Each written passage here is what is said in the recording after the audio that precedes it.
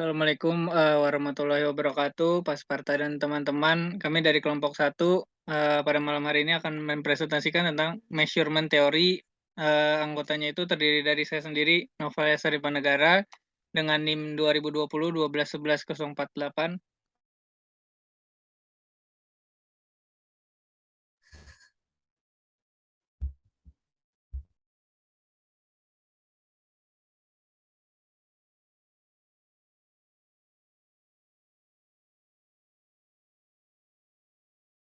Dengan saya Nur Aziza dengan NIM 2020 1211053. Dan saya Penny Manik dengan NIM 2020 1211061.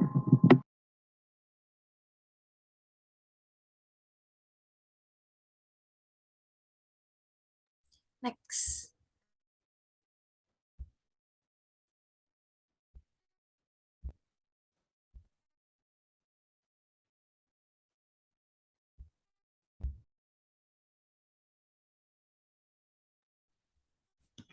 Yang pertama ada the importance of measurement.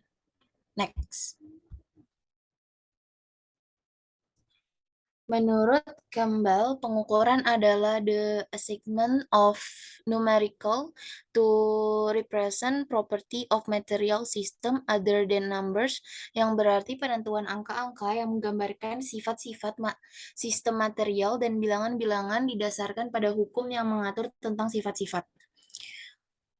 Menurut Stephen, pengukuran itu merupakan tugas yang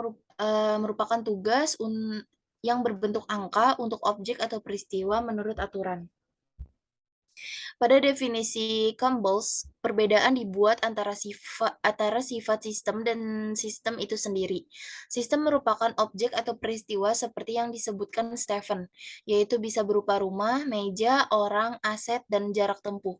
Aspek spesifik atau karakteristik dari sistem itu seperti ada berat, panjang, lebar, atau warna. Dalam hal ini, definisi Campbell lebih tepat dari Stephen. Hal ini dicerminkan dalam definisi Campbell, yaitu tugas yang harus dilakukan sesuai dengan hukum yang mengatur sifat yang diberikan. Sedangkan Stephen hanya memerlukan aturan terhadap setiap seperangkat aturan. Artinya, Campbell melihat pengukuran sebagai suatu sistem, sedangkan Stephen melihatnya sebagai objek peristiwa. Next. Sterling sendiri tidak sependapat dengan keluasan definisi Stephen. Dia berpendapat bahwa dibutuhkan pembatasan pada jenis aturan yang dapat digunakan. Jika tidak, setiap penempatan angka dapat disebut pengukuran. Tentu saja bertentangan dengan pemahaman yang kita miliki dari istilah tersebut. Next.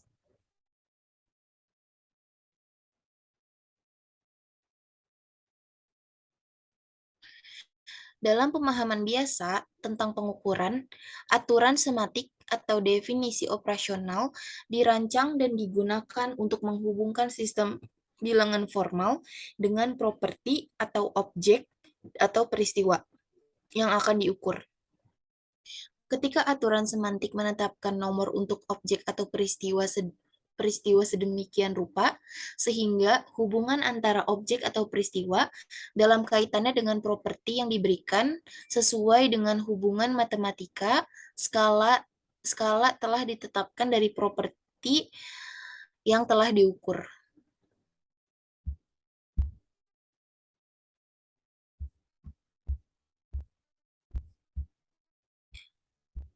Next.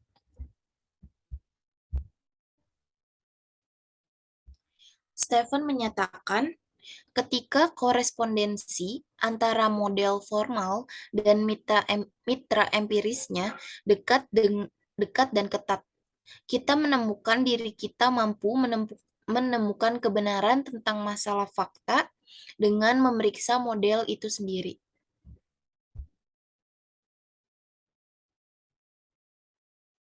Next.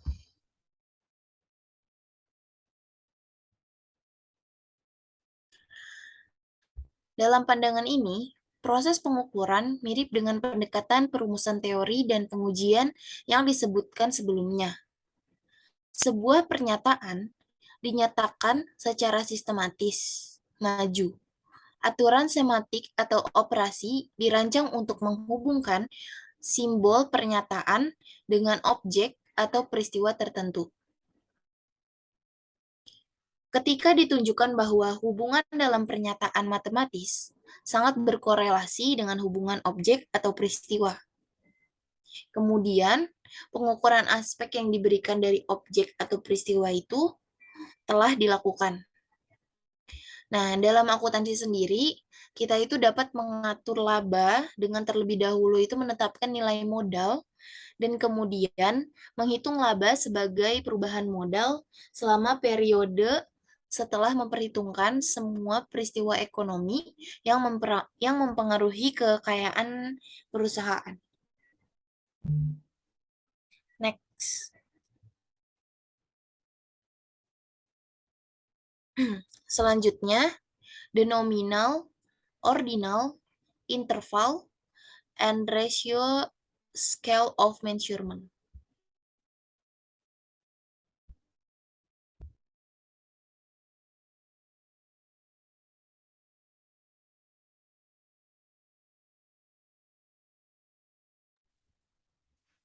Setiap pengukuran dibuat berdasarkan sebuah skala.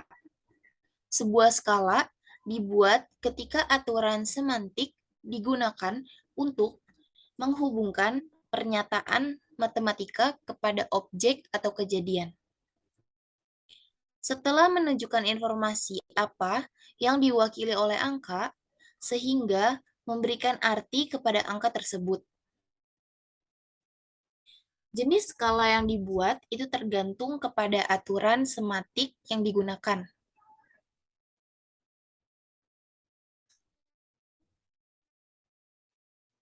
Menurut Stephen, skala dapat digambarkan secara umum menjadi nominal, ordinal, interval, atau rasio. Next.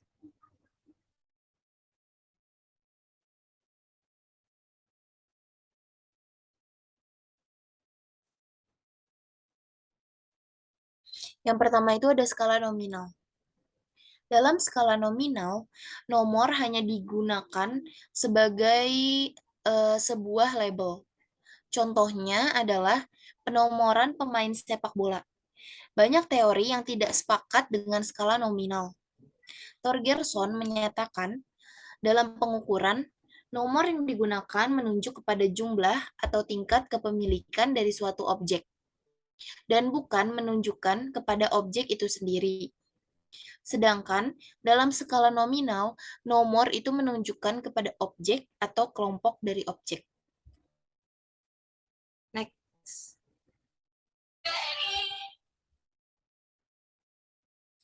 Yang kedua, ada skala ordinal.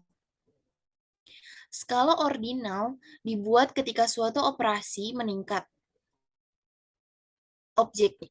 objeknya, sehubung dengan properti yang diberikan. Contohnya, investor melihat 3 kemungkinan jenis investasi untuk uangnya. Investasi tersebut berada di peringkat 1, 2, dan 3, berdasarkan nilai bersihnya saat ini. Kelemahan dari skala ordinal adalah interval antar nomor tidak memberitahukan apa-apa tentang perbedaan kuantitas kepemilikan yang diwakilinya.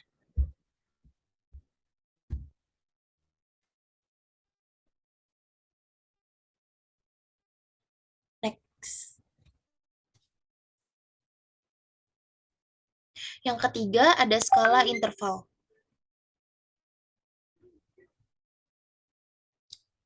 Skala interval memberikan informasi yang lebih daripada skala ordinal. Tidak halnya memberikan peringkat kepada objeknya, tetapi juga jarak antar interval. Skala diketahui dan sama.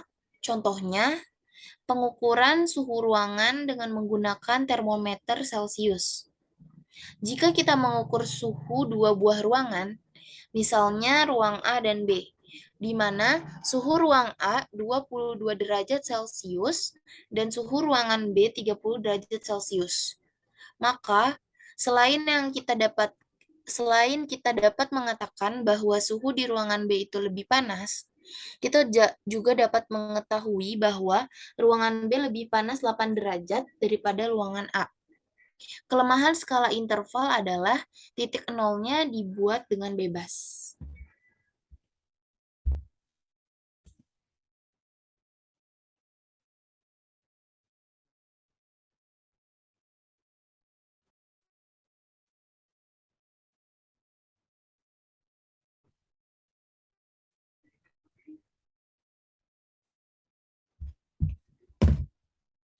Next.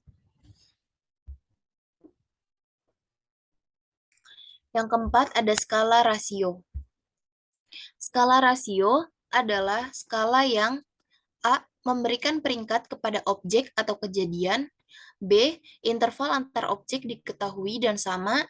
C. Asal yang unik. Titik nol yang alami, di mana jaraknya dengan objek terakhir diketahui. Contohnya adalah pengukuran panjang.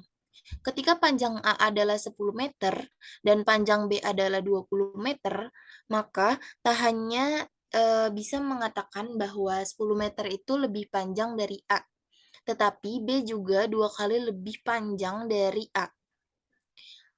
Invarian dalam skala berarti bahwa maupun metode pengukuran yang digunakan dalam mengambil keputusan akan membuat keputusan yang sama juga. Tapi hal ini tidak berlaku dalam akuntansi. Setiap sistem yang berbeda akan berbeda juga intervalnya. Pengukuran pendapatan dengan cara yang berbeda menghasilkan keputusan yang berbeda pula.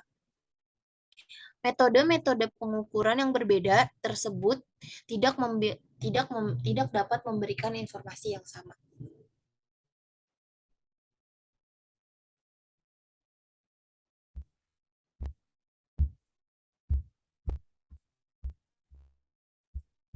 Next.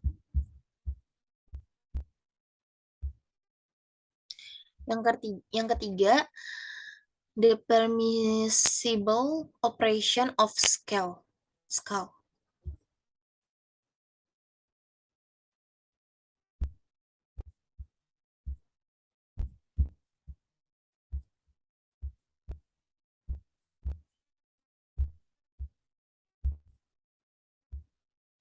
Skala rasio memungkinkan untuk semua operasi aritmatika dasar, penambahan, dan pengurangan, serta perkalian dan pembagian. Juga aljabar, geometri, analitik, kalkulus, dan metode statistik. Skala rasio tetap invarian atau tetap atas semua transformasi ketika dikalikan dengan konstanta. Misalnya, pertimbangan hal berikut. X aksen sama dengan CX. Jika X mewakili semua titik pada skala tertentu, dan setiap titik dikalikan dengan konstanta C, skala yang dihasilkan X aksen juga akan menjadi skala rasio. Alasannya adalah bahwa struktur skala dibiarkan invarian, yaitu urutan peringkat poin tidak berubah. Rasio poin tidak berubah, titik nol tidak berubah. Ini berarti bahwa jika kita mengukur panjang sebuah ruangan dan ternyata 400 cm dan kemudian mengubah 400 cm menjadi 4 meter dengan mengalihkan dengan konstanta 1/100. Kita dapat meyakini bahwa panjang ruangan tidak berubah, bahkan meskipun nomor yang mewakili panjang telah berubah. Ini adalah poin yang sama yang ada pada konferensi biaya historis. Contohnya, 100.000 peralatan di bawah skala dolar nominal menjadi daya beli skala dolar yang menerapkan konstanta. Katakanlah konstantanya itu 120/100. Maka akan menurunkan 120.000. Dan 120.000 ini masih termasuk biaya historis. Next.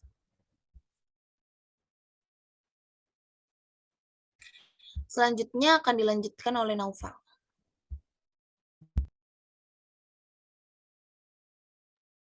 Yang selanjutnya itu adalah skala interval adalah invarian di bawah transformasi linear apapun dari bentuk x aksen sama dengan cx plus b. Transformasi satu skala interval untuk mengukur properti tertentu ke skala interval lain untuk mengukur properti yang sama, dibuat dengan mengalihkan setiap titik skala pertama x dengan konstanta c dan menambahkan konstanta b. Alasan untuk B adalah bahwa tidak ada titik nol mutlak pada skala interval. Misalnya itu untuk mengubah dari suhu Celcius ke suhu Fahrenheit. Kita kalikan setiap derajat dengan 9/5 dan menambahkan 32. 9/5 itu digunakan karena skala Celcius memiliki 100 derajat sebagai lawan 180 derajat untuk Fahrenheit. Dan 32 ditambahkan karena itu adalah titik beku untuk skala terakhir. Next.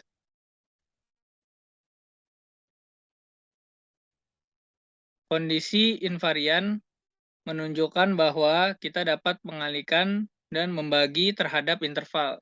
Tetapi operasi aritmatika ini tidak dapat digunakan untuk bilangan tertentu pada skala. Sebagai ilustrasi, perhatikan transformasi berikut. X sama dengan X plus 10. Nah, perhatikan benda-benda di titik 3 dan 6 pada skala X. Itu dengan mengubah ke skala X, kita sekarang memiliki 13 dan 16. Perbandingan 13 dengan 16 tidak sama dengan perbandingan 3 sampai 6, karena penambahan konstanta. Perkalian dan pembagian yaitu rasio, karena itu tidak diperbolehkan untuk nomor tertentu. Jadi, contohnya itu jika Robin menerima 90 poin pada ujian akuntansinya, dan Maria menerima 45 poin. Kita tidak dapat mengatakan bahwa Robin tahu 2 kali lebih banyak daripada Maria tentang materi ujian. Alasannya, itu tidak ada titik nol alami untuk ujian, atau dalam artian tidak ada pengetahuan. Bahkan jika seorang siswa menerima 0 sekalipun pada ujian, kita tidak dapat mengatakan bahwa dia tidak memiliki pengetahuan tentang materi pelajaran. Dalam contoh ini, apa yang dapat kita katakan adalah bahwa Robin lulus ujian dan Maria gagal dalam ujian. Tetapi kita tidak dapat menyimpulkan secara komparatif jumlah pengetahuan dengan angka-angka. Demikian juga, jika varians kuantitas menguntungkan 5.000 USD dibandingkan dengan varians bulan sebelumnya sebesar 10.000 USD menguntungkan. Kita tidak dapat mengatakan bahwa penggunaan bahan bulan ini hanya setengah efisien seperti pada bulan sebelumnya. Next.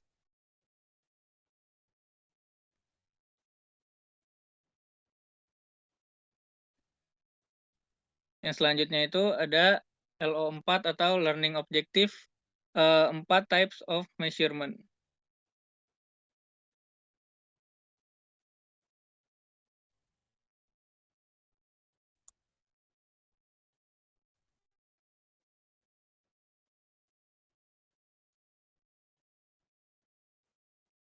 Proses pengukuran sama dengan pendekatan ilmiah pada teori konstruksi dan pengujian. Pertanyaan tentang pengujian teori berhubungan dengan pertanyaan tentang perbedaan jenis-jenis pengukuran. Campbell membaginya ke dalam 2 jenis, yaitu fundamental dan turunan. Menurut Campbell, pengukuran bisa diakui hanya ketika ada konfirmasi teori-teori empirik atau hukum untuk mendukung pengukuran. Tipe pengukuran yang lebih jauh, pengukuran fiat yang diungkapkan oleh Togerson, menjadi tambahan atas pengukuran fundamental dan turunan yang didiskusikan Campbell dalam kutipan Godfrey dan kawan-kawan pada tahun 2010. Next.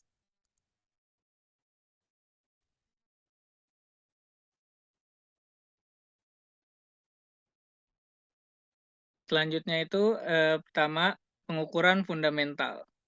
Pengukuran fundamental merupakan pengukuran di mana angka-angka bisa diterapkan pada benda dengan mengacu pada hukum alam dan tidak bergantung pada pengukuran variabel apapun. Hal-hal seperti panjang, hambatan listrik, nomor, dan volume merupakan hal-hal yang bisa diukur.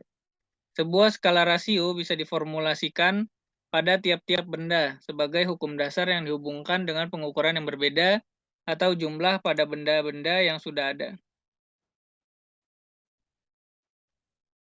Next.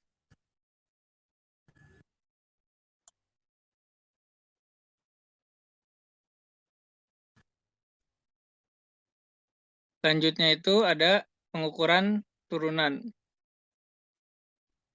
Pengukuran turunan.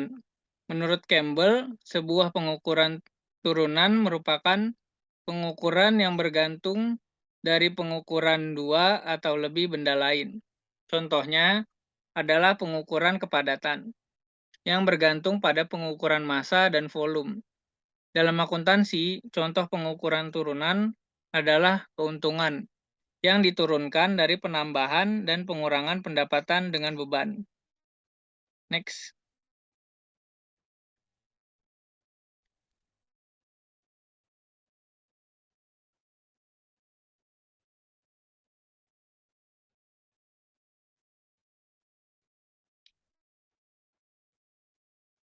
Yang selanjutnya adalah yang ketiga, pengukuran formal. Pengukuran formal ini adalah tipe pengukuran dalam ilmu sosial dan akuntansi. Menggunakan definisi yang dibangun secara acak untuk dihubungkan dengan hal-hal yang bisa diamati dengan pasti atau variabel pada konsep yang telah ada, tanpa perlu teori konfirmasi untuk mendukung hubungan tersebut. Sebagai contoh, dalam akuntansi kita tidak tahu bagaimana cara untuk mengukur konsep keuntungan secara langsung. Kita mengasumsikan variabel pendapatan, laba, beban, dan kerugian itu dihubungkan dengan konsep keuntungan, dan bagaimanapun bisa digunakan untuk mengukur keuntungan secara tidak langsung. Untuk mengukur validitas pengukurannya, ilmuwan sosial berusaha menghubungkan hal-hal yang dipelajari dengan variabel lain untuk melihat manfaatnya. Contohnya itu adalah jika kita ingin mengukur kemampuan aritmatik orang, kita mungkin memilih untuk menguji mereka dalam suatu tes aritmatik. Bagaimanapun, tidak ada teori empiris yang konfirmasi untuk menilai tes yang kita lakukan, dan kita membuat asumsi ketika kita membangun skala pengukuran. Kita bisa memprediksikan bahwa pada kebanyakan orang, yang mempunyai nilai tes yang tinggi juga akan berprestasi dalam kuliah matematika. Next.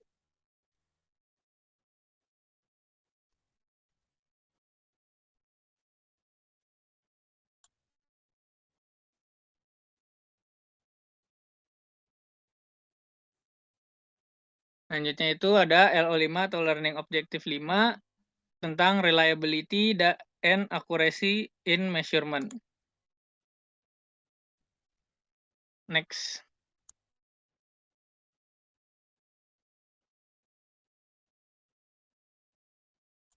Nah, sebelum kita masuk sini, yang dimaksud tadi dengan reliable dan akurasi itu adalah kegiatan pengukuran. Untuk menjawab pertanyaan tersebut, kita harus menyatakan terlebih dahulu bahwa tidak ada pengukuran yang bebas dari kesalahan kecuali perhitungan.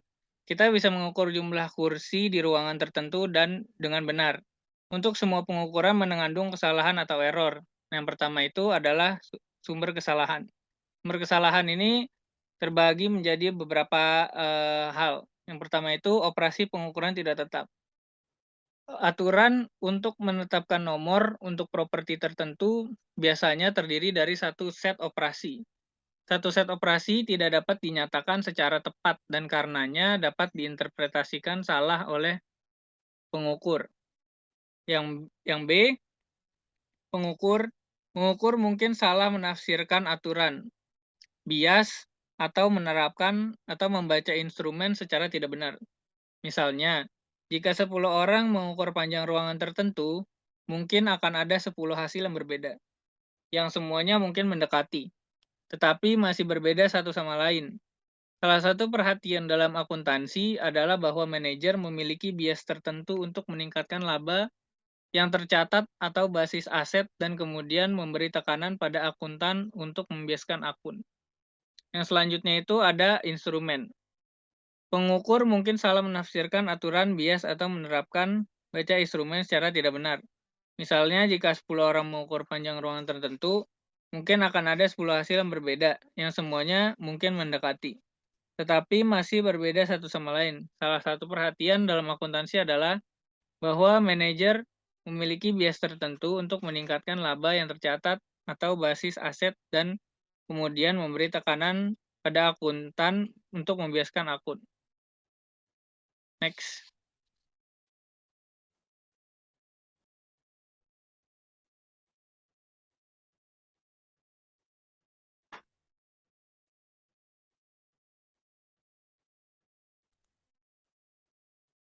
Selanjutnya itu ada lingkungan. Pengaturan di mana operasi dilakukan, pengukuran dapat mempengaruhi hasil. Misalnya itu kondisi cuaca dapat mempengaruhi instrumen atau pengukur. Secara umum, kebisingan dapat mengalihkan perhatian pengukur atau dalam akuntansi, tekanan dari manajemen dapat mempengaruhi keputusan akuntan. Jika tekanan menyebabkan bias oleh akuntan, kesalahan itu disengaja dan tidak acak.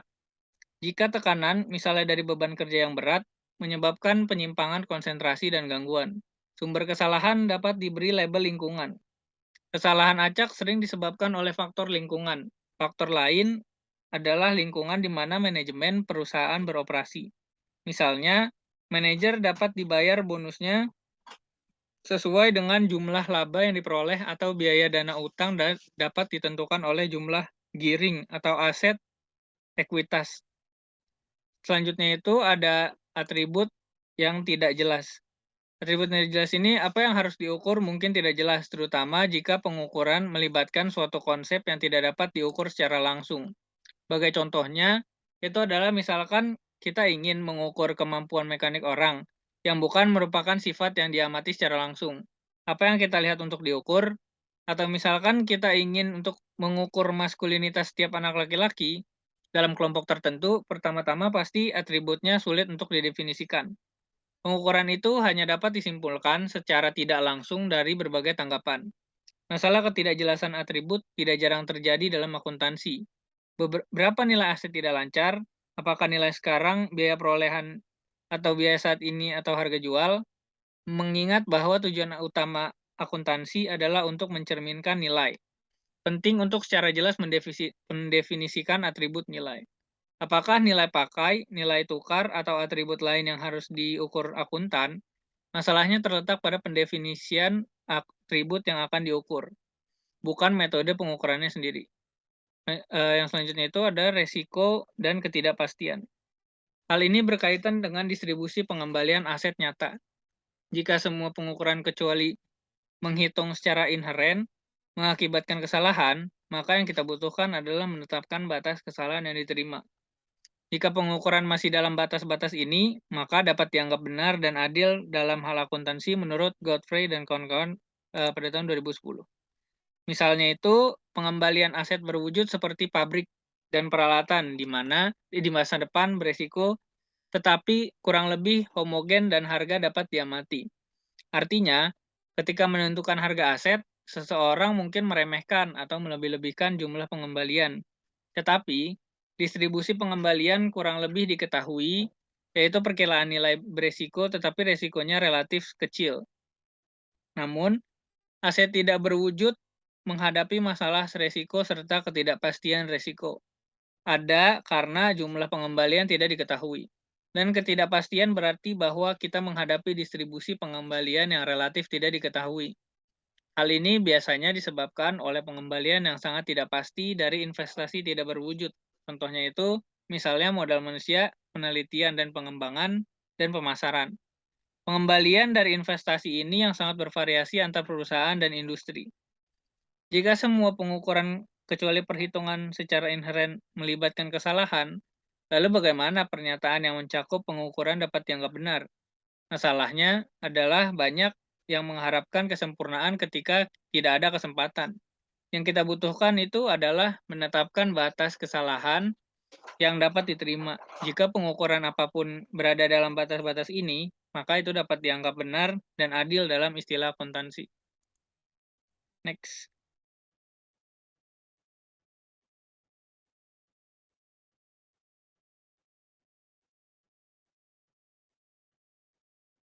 Selanjutnya itu adalah pengukuran yang dapat diandalkan. Pengukuran yang dapat diandalkan sering diperlukan bahwa sebelum unsur-unsur seperti aktiva, kewajiban, pendapatan, dan beban diakui dalam laporan keuangan, unsur-unsur tersebut harus mampu untuk dilakukan pengukuran yang dapat diandalkan.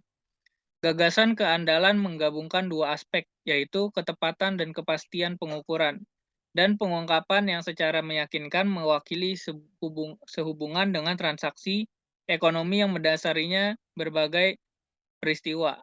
Aspek mempengaruhi ketepatan pengukuran. Istilah presisi sering digunakan dalam dua konteks. Yang pertama, mungkin merujuk ke nomor. Dalam hal ini adalah berlawanan dengan gagasan pendekatan. Yang kedua itu berkaitan dengan operasi pengukuran. Dalam hal ini berkaitan dengan tingkat penyempurnaan dari operasi atau kinerjanya, serta persetujuan hasil antara operasi pengukuran yang digunakan berulang kali, yang diterapkan pada properti tertentu. Arti terakhir ini pada dasarnya sama dengan keandalan. Dengan menyatukan dua istilah, kita dapat mengatakan bahwa keandalan dari pengukuran berkaitan dengan ketepatan, di mana suatu properti tertentu diukur dengan menggunakan satu perangkat operasi. Next.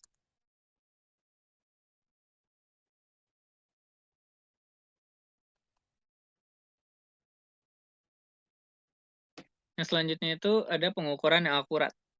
Pengukuran yang akurat, meskipun prosedur pengukuran mungkin sangat handal, memberikan hasil yang sangat tepat, namun tidak mungkin menghasilkan hasil yang akurat. Alasannya adalah akurasi berhubungan dengan seberapa dekat pengukuran menuju nilai sejati atau fair value-nya dari atribut pengukuran, menurut Godfrey dan kawan-kawan tahun 2010. Sifat fundamental seperti panjang dari suatu objek dapat ditentukan secara akurat dengan membandingkan objek dengan standar yang mewakili nilai sebenarnya. Masalahnya itu adalah pada beberapa pengukuran nilai yang sebenarnya tidak diketahui. Untuk menentukan ketepatan dalam akuntansi, kita perlu tahu atribut apa yang perlu kita ukur untuk mencapai tujuan pengukuran. Tujuan dari akuntansi untuk menyajikan informasi yang berguna. Oleh karena itu, akurasi pengukuran berkaitan dengan gagasan pragmatis dari kegunaan atau value. Tetapi akuntan tidak sama dalam menentukan spesifikasi dan standar kuantitatif yang harus diterapkan. Next.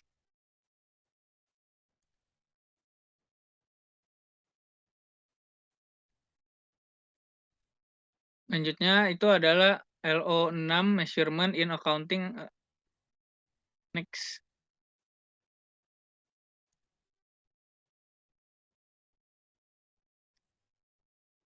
Perhitungan yang paling fundamental dalam ilmu akuntansi adalah perhitungan modal dan laba. Modal dinilai berasal dari transaksi dan penilaian ulang yang terjadi di pasar modal. Laba berasal dari perbandingan dari beban dan pendapatan, juga perubahan modal dalam satu periode akuntansi.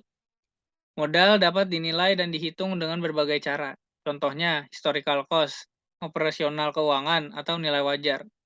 Sejarah menunjukkan pada kita bahwa konsep perhitungan atas modal dan laba telah berubah dan berkembang dari waktu ke waktu dan menghasilkan beberapa konsep perhitungan yang fundamental. Yang terkini, Standar Pelaporan Keuangan Internasional atau IFRS telah membuat konsep lebih tepat, yaitu konsep nilai wajar atau fair value. Beberapa pengamat berargumen dan mengkritik konsep fair value ini, bahwa konsep ini merubah konsep alokasi ke pendekatan penilaian, di mana akan menunjukkan perbedaan tergantung atas situasi dan interpretasi yang subjektif. Perubahan ini lebih fokus pada penilaian balance sheet, mengalihkan akuntansi dari perhitungan alokasi laba yang sederhana dan lebih menekankan pada relevansi pada realita komersil dan pengambilan keputusan oleh investor dibandingkan dengan kebenarannya.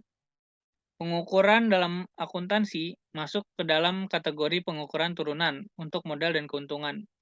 Laba akuntansi sekarang berasal dari standar akuntansi internasional atau yang biasa kita sebut IFRS, dari perubahan modal selama periode dari semua kegiatan termasuk kenaikan dan penurunan fair value aktiva bersih tidak termasuk transaksi dengan pemilik.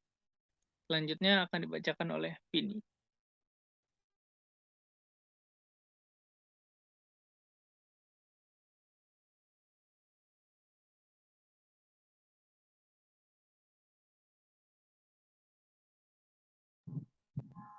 Yang selanjutnya itu modal berasal dari net fair value, aktiva, dan kewajiban. Berarti kita harus mengukur nilai modal awal pada jumlah penghasilan yang diterima, jumlah modal yang digunakan, dan perubahan nilai fair value aktiva bersih.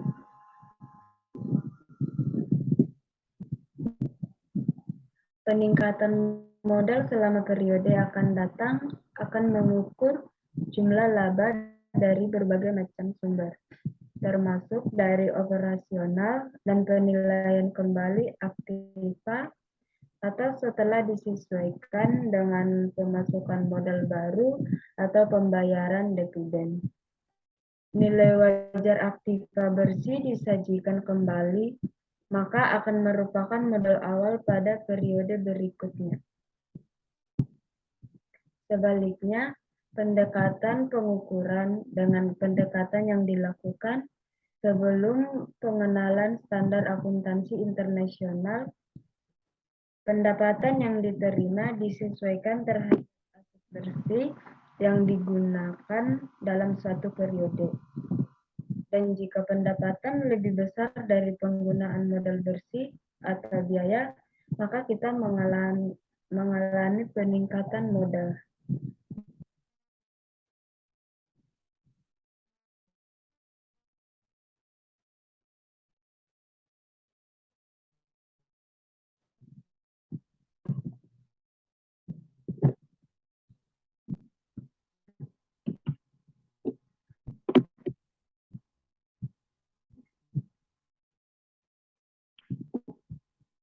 Keuntungan tidak diperoleh sampai modal awal dari biaya historis dipertahankan dan laba direalisasikan, sehingga modal selalu dinyatakan sebesar harga perolehan dan perubahan dalam aktiva bersih tidak dianggap sebagai keuntungan. Maka kita dapat melihat bahwa laba turunan sangat tergantung pada bagaimana kita mengukur modal awal dan bagaimana kita mengukur biaya dan alokasi modal. Kita juga dapat melihat bahwa konsep penilaian modal dalam akuntansi telah berkembang dari waktu ke waktu dengan hasil bahwa kita memiliki pengukuran atas modal secara umum dan konsep laba.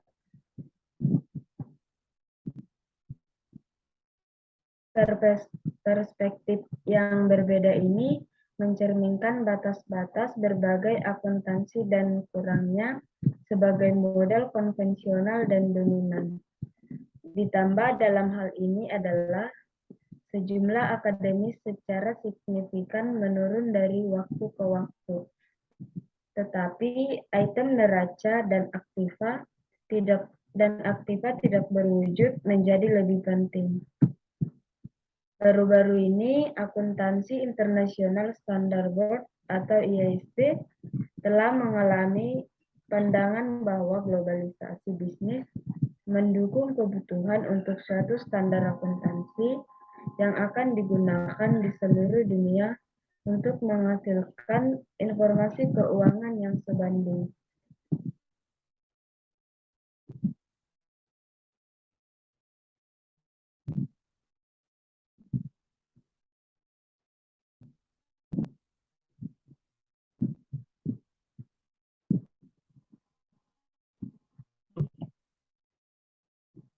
Yang selanjutnya, hal ini menyebabkan dua perkembangan penting dalam standar akuntansi internasional sebagai sinyal melalui standar akuntansi seperti IAS 39-AASB 139,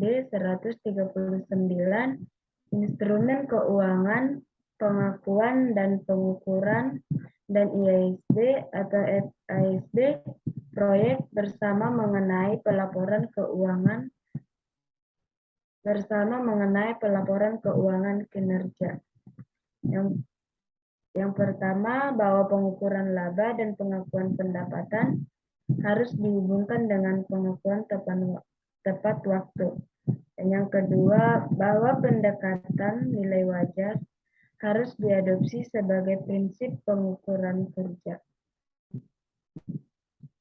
Jadi dari tahun 2005, kami melihat penggunaan atau sebagian dari suatu prinsip pengukuran yang berfokus pada perubahan nilai aktiva dan kewajiban, bukan penyelesaian proses pendapatan.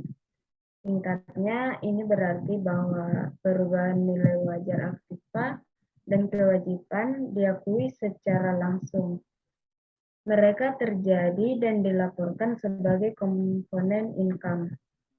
Lebih lanjut, fokus telah bergeser ke arah konsep penilaian dengan neraca repositori utama dari nilai yang relevan sebagai informasi dan pengguna utama informasi akuntansi adalah pemegang saham dan investor.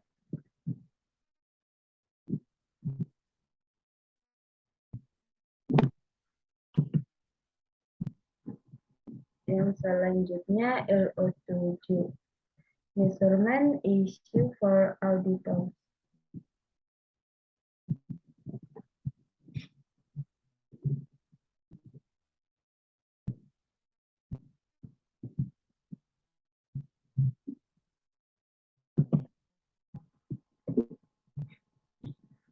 Beberapa isu diciptakan untuk auditor oleh pergeseran fokus untuk pengukuran keuntungan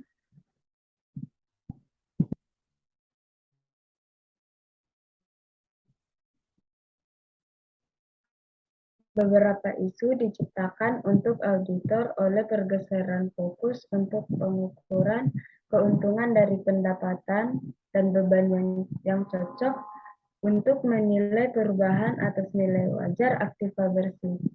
Ketika keuntungan ditentukan dengan cara mencocokkan transaksi pendapatan dan beban untuk periode auditor. Untuk periode auditor, dapat berkonsentrasi pada pengumpulan bukti bahwa transaksi tersebut telah ditangani dengan tepat oleh sistem akuntansi klien. Namun, ketika keuntungan berasal dari perubahan nilai wajar, pertanyaan yang lebih sulit muncul untuk auditor sekitar mengumpulkan bukti pada perkiraan manajemen. Sebagai contoh, salah satu aspek untuk mengukur keuntungan dengan menilai perubahan nilai wajar aktiva bersih yang ditangani oleh standar akuntansi IAS 36 ASB 136. Pernyataan ini mensyaratkan penurunan nilai aktiva diakui sebagai rugi penurunan nilai. Manajemen entitas diperlukan untuk menilai pada tanggal laporan apakah ada indikasi bahwa aset mungkin terganggu. Jika kondisi tersebut terjadi, manajemen akan mengestimasi jumlah terpulihkan aktiva tersebut. Jika jumlah yang dapat dipulihkan suatu aktiva kurang dari nilai tercatatnya, nilai tercatat aktiva harus diturunkan menjadi sebesar nilai yang dapat diperoleh kembali. Pengurangan itu adalah kerugian penurunan nilai.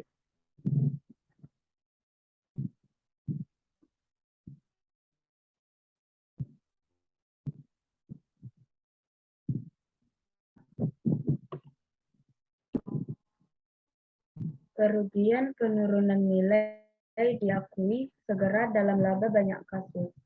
Audit bimbingan standar internasional untuk kerugian penurunan nilai audit dan perkiraan nilai wajar terdapat dalam ISA 540. Auditor diharuskan untuk mengumpulkan bukti untuk menilai jika manajemen telah mengikuti standar akuntansi yang tepat dan jika jumlah yang diakui sebagai kerugian penurunan nilai wajar. Untuk melakukan hal ini, auditor harus menentukan apakah manajemen telah memilih metode penilaian yang sesuai dan masuk akal dan asumsi. Jika standar akuntansi tidak meresepkan metode penilaian untuk aset tertentu, dan kewajiban yang consider, auditor dapat menerima metode penilaian yang wajar. Ini berarti bahwa sulit bagi auditor untuk tidak setuju dengan pemilihan manajemen terhadap metode penilaian tertentu yang sedang digunakan oleh entitas lain. Auditor harus mengumpulkan bukti bahwa metode ini diterapkan secara konsisten, sehingga manajer tidak memilih metode dari tahun ke tahun tergantung pada hasil keuntungan yang diinginkan mereka. Auditor juga harus menilai apakah nilai aktiva atau kewajiban dengan benar ditentukan dari asumsi signifikan manajemen, model penilaian, dan data yang mendasari relevan. Data tersebut akan mencakup suku bunga yang digunakan untuk mendiskontokan arus kas, nilai pasar digunakan oleh perusahaan perbandingan, data royalti, dan sebagainya.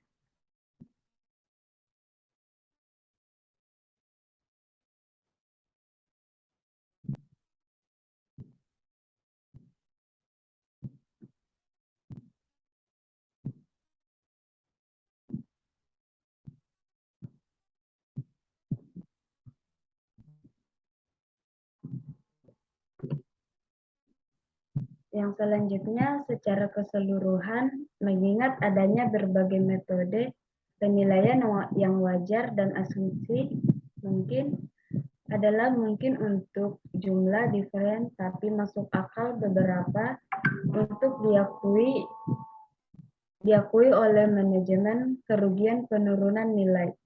Jumlah ini berbeda karena itu akan dapat diterima oleh auditor jika bukti audit menunjukkan bahwa manajemen telah menerapkan model penilaian benar dan menggunakan data yang sesuai. Dalam situasi ini adalah mungkin bahwa auditor menghadapi tekanan dari manajer setuju dengan pilihan penilaian mereka atau kehilangan audit agar auditor yang lain lebih menyenangkan.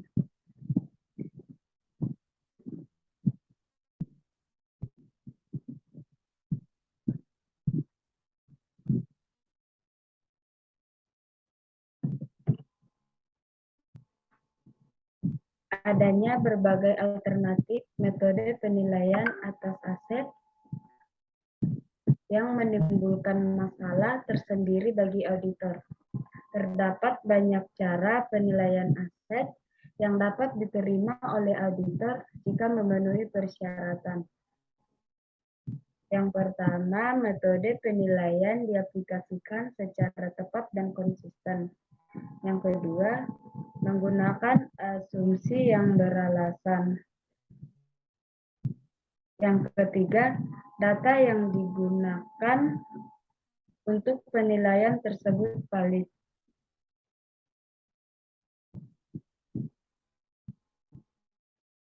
Pada prakteknya, auditor kadang menerima tekanan dari manajer perusahaan audit untuk menerima metode penilaian atas aset perusahaan tersebut. Jika tidak, maka audit akan mencari auditor yang lain. Masalah lain yang muncul adalah audit atas biaya historikal seperti standar biaya persediaan. Seharusnya biaya atas persediaan ditetapkan secara tepat, tapi biaya itu didasarkan atas asumsi proses produksi yang dipengaruhi oleh konsumsi yang berubah-ubah. Yang selanjutnya itu kesimpulan. Elemen-elemen keuangan harus diukur untuk membentuk informasi semantik, yaitu elemen atau objek, ukuran atau size, dan hubungan atau relationship. Atribut elemen harus diidentifikasi dan atribut pengukuran yang sesuai dipilih untuk mendapatkan ketepatan penyimbolan. Pengukuran adalah penentuan besarnya unit pengukuran yang akan dilekatkan pada suatu objek atau elemen atau pos yang terlibat dalam suatu transaksi, kejadian, atau keadaan untuk mempresentasi makna atribut objek tersebut. Sehingga dua objek atau lebih dapat dibedakan dan diperbandingkan atas dasar makna tersebut. Setelah elemen-elemen diukur, apakah elemen harus disajikan melalui statement keuangan atau media pelaporan yang lain. Oleh karena itu, diperlukan kriteria pengakuan atas dasar elemen yang dipilih, pengukuran yang tepat, dan karakteristik kualitatif. 4. Kriteria pengakuan utama atau fundamental adalah definisi, keterukuran, keberpautan, dan keterandalan dalam lingkup kualitas informasi, batas atas, dan batas bawah.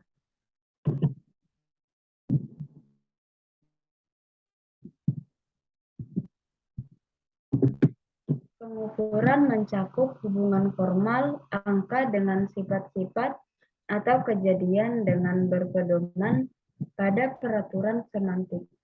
Peraturan yang digunakan untuk menentukan jumlah dapat ditentukan sesuai dengan keempat skala, yaitu nominal, ordinal, interval, atau rasio. Dalam accounting, kita dapat menggunakan skala rasio untuk mengukur sifat-sifat finansial, pendapatan, aset, dan utang. Namun demikian, kita juga dapat mengaplikasikan skala 28 ordinal untuk memperingkat proyek-proyek investasi atau profitabilitas atau keuntungan perusahaan, atau skala interval dalam accounting biaya standar. Pada pembahasan ini menjelaskan 3 jenis pengukuran yang berbeda. Pengukuran mendasar adalah apabila angka-angka yang tidak bergantung pada sifat-sifat lainnya, namun tetap dapat dilakukan dengan mengacu pada hukum alam.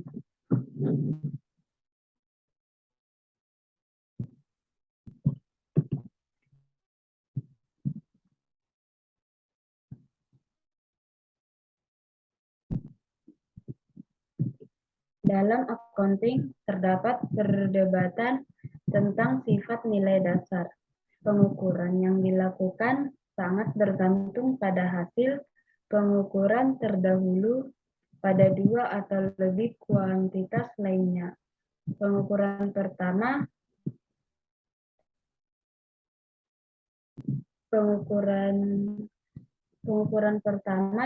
selalu berubah-ubah dan biasanya dapat ditentukan dengan fiat. Semua pengukuran tidak terlepas dari kesalahan karena banyak pengukuran nilai yang benar tidak diketahui. Teori pengukuran juga mengajarkan pada kita bahwa apabila banyak pengukuran dalam accounting ada pada skala rasio yang merupakan skala yang paling informatif, maka akan terdapat dasar teori yang sangat lemah, sebab dikategorikan sebagai pengukuran fiat. Pengukuran fiat adalah pengukuran yang mengaitkan bilangan dengan sifat-sifat objek atau kejadian-kejadian berdasarkan definisi yang berubah. Kepercayaan yang sangat besar pada pengukuran seperti ini dapat diperoleh apabila terdapat bukti-bukti empiris atau bukti-bukti teoritis yang mendukung hubungan sifat-sifat atau kebutuhan akan teori-teori seperti ini.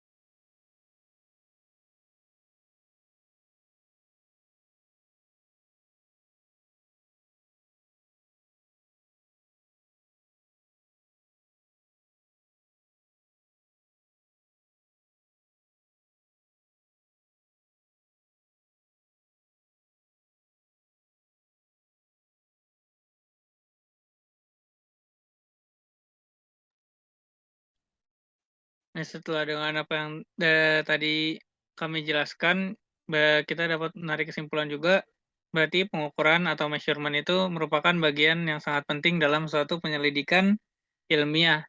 Tujuan pengukuran tersebut adalah untuk menjadikan data yang dihasilkan itu menjadi lebih informatif dan menjadi lebih bermanfaat. Pengukuran dipakai dalam berbagai disiplin pengetahuan apapun, dalam bidang pekerjaan dan profesi termasuk bidang akuntansi. Sebagai penyedia informasi akuntansi memerlukan pengukuran karena data kuantitatif merupakan bagian dominan dari informasi akuntansi. Karena dalam beberapa kasus, seperti yang kita tahu, data kuantitatif itu mempunyai dampak yang lebih besar dibandingkan data kualitatif. Oleh karena itu, pengukuran atribut yang disajikan dalam laporan akuntansi, misalnya itu aktiva, laba, dan utang, merupakan fungsi penting dalam akuntansi di bagian ini yang dibahas mengenai konsep-konsep pengukuran. Dalam akuntansi juga pengukuran pada umumnya itu dia kaitkan dengan satuan pengukur berupa unit moneter. Maksudnya, agar pengukuran tersebut menunjukkan makna ekonomik, dan karenanya pengukuran yang demikian disebut penilaian atau valuation. Penilaian itu proses penentuan jumlah rupiah suatu objek atau harga untuk menentukan makna ekonomik dari objek tersebut di masa lalu, sekarang, atau yang akan datang. Maka pengukuran berarti proses penetapan jumlah uang untuk mengakui dan memasukkan setiap unsur laporan keuangan dalam neraca dan laporan laba rugi. Di dalam akuntansi, pembedaan penerapan ini, pengukuran dan penelitian umumnya dilakukan. Pengukuran biasanya untuk menunjuk proses penentuan jumlah harga yang harus dicatat pada saat objek atau transaksi itu terjadi. Sedangkan penilaian biasanya digunakan untuk menunjukkan proses penentuan jumlah harga yang harus diletakkan pada tiap elemen atau pos laporan keuangan pada saat penyajian laporan keuangan. Jadi secara aplikatif dan praktek, pengukuran terjadi pada saat pencatatan jurnal atau sedang dalam penilaian pada saat penyajian.